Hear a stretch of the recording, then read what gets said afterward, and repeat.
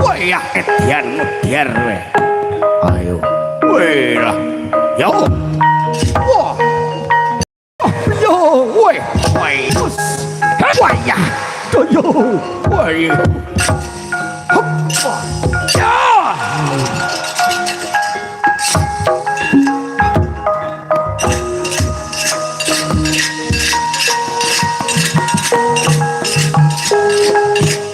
Wayah edian. Hop. Woi. Us. Woi. Ah. Ya.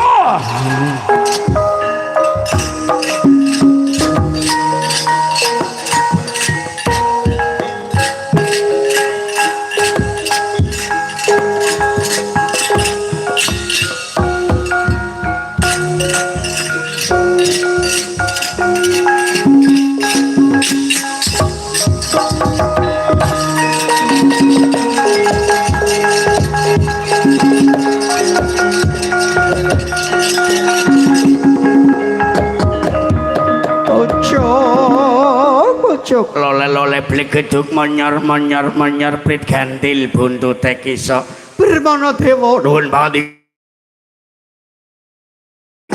lupa mendhar kowe nggih kelawan Garikaca kelawan Setyaki nggih Bapak kula mandhar kelindi loku mandhar Setyaki kabeh punggawa kraton Ndorati Bidaya Sekti Mahambara aja nganggo mungsuh nggih pun bapak duwe jimat pun bapak duwe ramalan ramalane pun bapak diwacaya diwatek engko antem nang anah Modyar Setyaki oh nggih wacananipun kados pundi ringo kena ya turi putih ditantur nang kebon agung gawaten ing sine jeruk gegeden bokong gegeden turi putih oh mekaten lho deneng Purwakantini ora genah temen.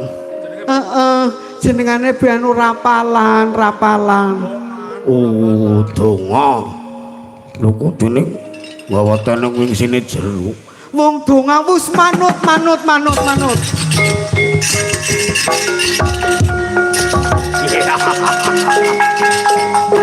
Hey!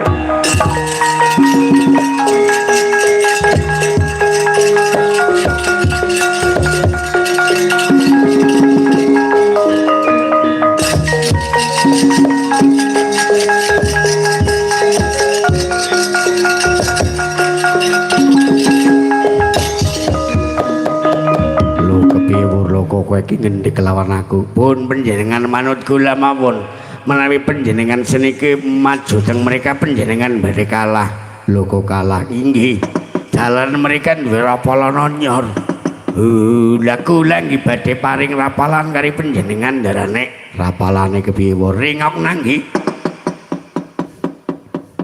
ringok nang iya wis diringokna bar rapalane nyong kok ditamakna nggo nandhingi nganah rapalane kepiye kintil kanthek kintil kuntul kuntule kantal kuntule kantal kantale kontal kantil ngantil mangga